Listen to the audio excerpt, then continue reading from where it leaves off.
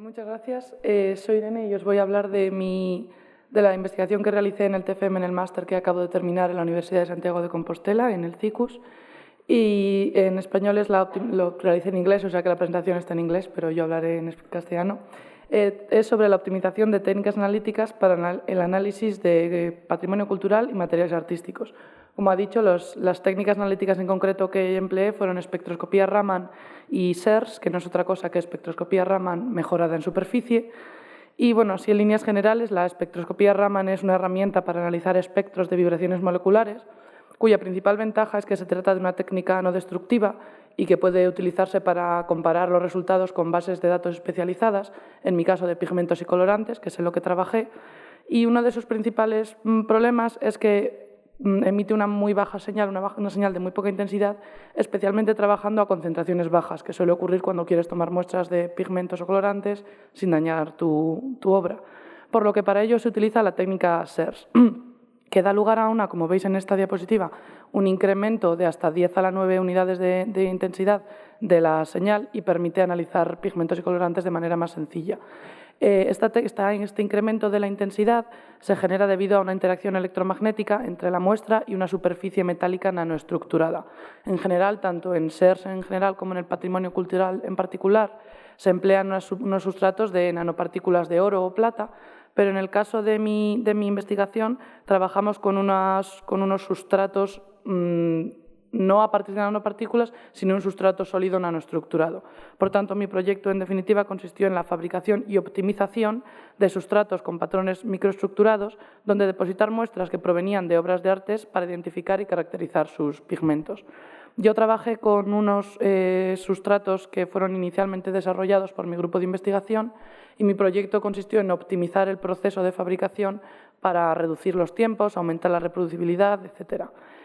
Aquí os voy a explicar así de manera sencilla y rápida, espero, el proceso de fabricación, el protocolo, que consiste en 4 pasos, cuyo objetivo final es hacer una réplica idéntica de un molde nanoestructurado que, como veis aquí en la imagen SEM, se ve aquí, ¿verdad? Sí, consiste en un patrón de pirámides invertidas que tienen más o menos una micra de ancho.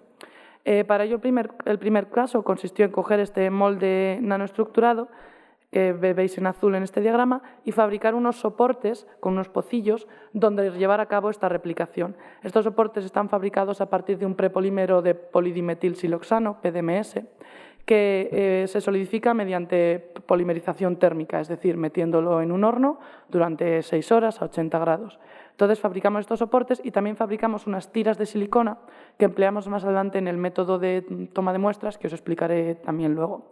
El segundo paso consistió en aplicar en el fondo del pocillo del soporte fabricado una pequeña cantidad de este prepolímero, apretar encima el molde nanoestructurado y solidificar. Para ello tuvimos que optimizar el montaje, como veis en esta imagen, el que tenemos la lámina de vidrio donde se encuentra el molde, esta lámina transparente que es el soporte de PDMS, una lámina blanquita que veis aquí que es una lámina rígida para evitar que se formaran bolsas de aire y que se ralentizara mucho el proceso, y todo ello sujeto con una pinza para mantenerlo firme. El siguiente paso consistió en, una vez fabricado este negativo, que veis en color verde, hacer un negativo del negativo, es decir, un positivo, una réplica exacta del molde con el que habíamos empezado. Para ello utilizamos otro tipo de polímero, basado esta vez en perfluoropoliéter, que solidifica o polimeriza bajo luz ultravioleta. De esta manera pues dejamos caer una pequeña cantidad, lo dejamos un minuto bajo la lámpara ultravioleta, lo desmoldamos con mucho cuidado porque es bastante frágil la réplica final, y el último paso de esta réplica consistió en cubrirlo con una capa de aluminio. Estas son algunas de las fotos de las réplicas finales, que tienen estos colores tan vivos porque este patrón nanoestructurado provoca difracción de Bragg de la luz y, por tanto, con variados ángulos pues se ven unos colores bastante alegres. Esto nos aseguraba que habíamos replicado bien el patrón y que podíamos pasar al siguiente paso, que consistía en la validación de estos sustratos utilizando obras de arte. El Centro Galego de Arte Contemporánea de Santiago de Compostela nos dejó muestrear una serie de cuadros de arte contemporáneo que tenían en sus almacenes. El primero de ellos era este de Azucena Vieites, una obra de rotuladores de punta de fieltro sobre papel. El segundo, de unos 30 por 40 centímetros, una obra relativamente pequeña. Este es un poco más grande, aunque los haya puesto aquí todos muy alineaditos y demás.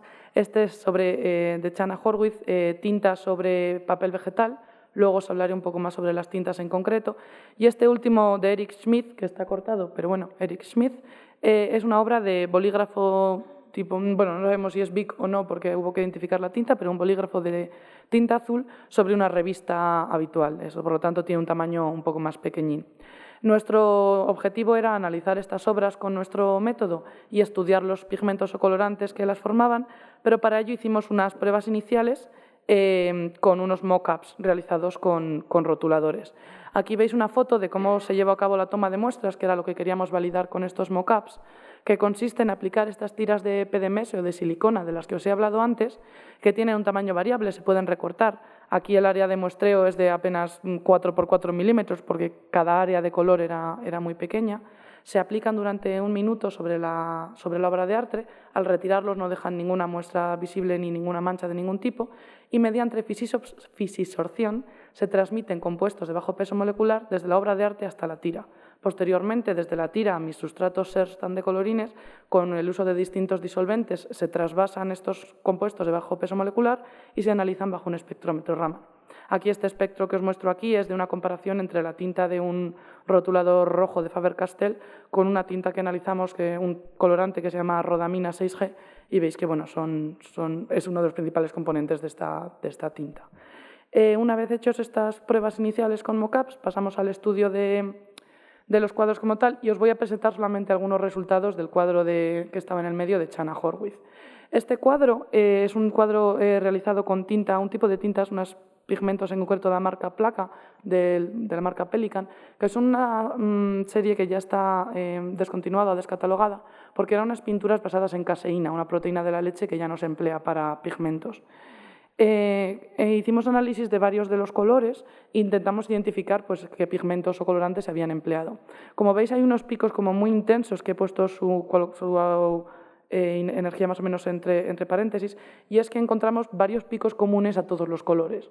Después de descartar varias hipótesis, nuestra hipótesis final, que no deja de ser una hipótesis, es que se trata de un barniz o un spray fijador que el artista usara posteriormente al acabar su obra para protegerla o fijarla bien al papel, etc.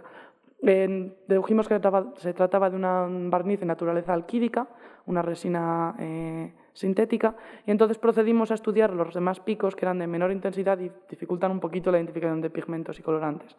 En este color azul, algunos de los picos así menos intensos en esta zona y un pico que queda ligeramente enmascarado por lo que podría ser la resina alquídica, nos hizo pensar que se trataba de la erioglaucina, un pigmento también conocido como blue azul ácido 9, de la familia de los triarilmetanos, que se llaman así por tener esta estructura aquí con 3 bencenos, de la que os hablaré luego, y que se utiliza habitualmente en la industria. En la gama de colores más cálidos encontramos que estos 3 espectros del rosa, rojo y naranja se parecían mucho, y es que probablemente se hubiera utilizado un pigmento común en la composición de estos colores, aunque hubiera otros además, que pudimos tentativamente identificar como Sunset Yellow o amarillo atardecer, que es un colorante así de la familia azo, que se utiliza en la industria alimentaria. Y veíamos esta serie de picos que encontramos aquí de forma similar, así como el pico en 1590 que nos hacía pensar en la presencia de este colorante. También a la hora de estudiar el color violeta y el color verde nos encontramos con muchas más dificultades, los espectros eran un poco más complicados de analizar, pero pensamos que ya que se trataban de pinturas de la misma familia o del mismo fabricante, podrían haber utilizado tintes de la misma familia química, y volvimos a pensar en los colorantes de triarilmetano que tenían, como os decía, esta estructura. Y encontramos que el color violeta había coincidencias con al menos 2 colores azules y morados de esta familia de colorantes químicos, que tenían coincidencias en estos picos de esta zona de aquí. Y también para el color verde encontramos que estos 2 picos con esta estructura aquí y el pico en 1600 podían coincidir con algunos de los ácidos, de los verdes ácidos que están formados que forman parte de esta familia química. Y este fue un poco el resumen así rápido de nuestra investigación con Chana Horwitz, pero en el caso de la obra de Azucena Vieites, de rotuladores sobre papel, también fuimos capaces de identificar el barniz que se aplicó encima. Y en el caso de Eric Schmidt, de bolígrafo, no conseguimos identificar el pigmento particular empleado, pero sí pudimos asegurar que se trataba de un compuesto orgánico. Así que, en definitiva, durante este trabajo podemos decir que hemos desarrollado y optimizado una combinación de este método de toma de muestras y fabricación de sustratos SERS que permite, de manera rápida, fiable y no destructiva, especialmente no destructiva, analizar pigmentos y colorantes de obras artísticas de patrimonio cultural. Para acabar, quería agradecer a mi grupo de investigación y también a la Xunta de Galicia y a la Universidad por la financiación y, bueno, a todos vosotros por escucharme. Gracias.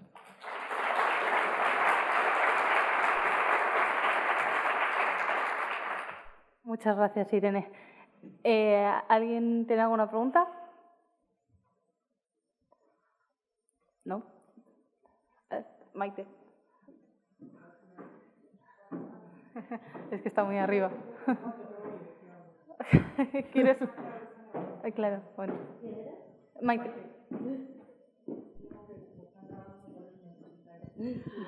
Nada, Irene, enhorabuena. Conozco un poco vuestro trabajo de Máximo, etcétera. Yo tengo una pregunta. Cuando vais a aplicar vuestros sustratos SERS y demás, ¿hacéis previamente una caracterización in situ para ver si es dificultoso poder obtener in situ la información de esa serie de pigmentos, tintas, etcétera? ¿O el punto de partida simplemente es desarrollamos esto y lo verificamos? Es decir, porque si tú analizas in situ, ¿cómo de difícil sería sacar la información de esos colores que tú has ido diciendo en lugar de muestrearlos?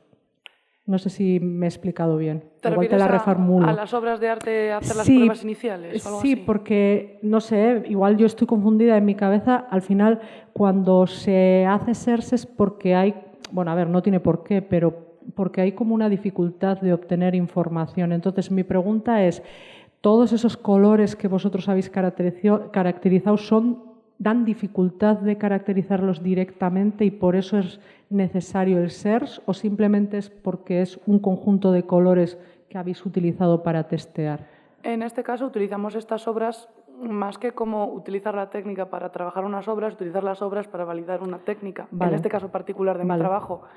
Pero el objetivo de desarrollar esta técnica era poder utilizar este método no en obras que tuvieran una dificultad especial, sino en general, como es un método tan poco destructivo y que no daña nada, para cualquier obra en la que no pudieras por cualquier motivo tomar muestras de cualquier otra manera, y en general para avanzar de cara al futuro a técnicas que en ningún caso necesitaras hacer tomas de muestras destructivas, sino que de partida pudieras empezar con métodos así que no resultan más que dañinos. nada es la metodología, no tanto la dificultad de poder obtener una señal directamente. Sí. Vale, gracias. Gracias. ¿Alguna pregunta más?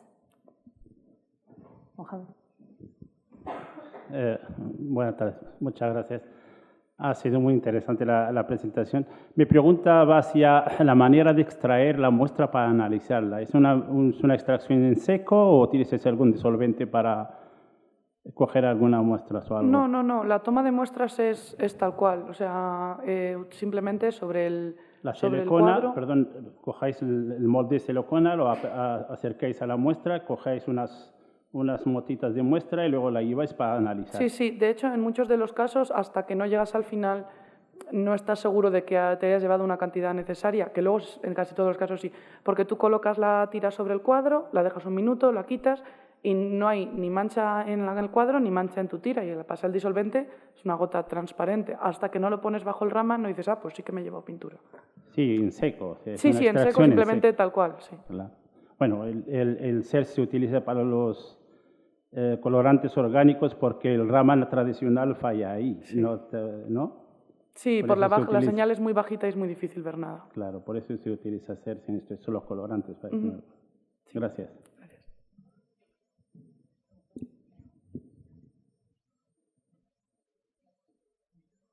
Bueno, pues yo creo que podemos pasar al siguiente, ¿no? Es que yo creo que vamos un poco regular. Vale, pues muchas gracias otra vez.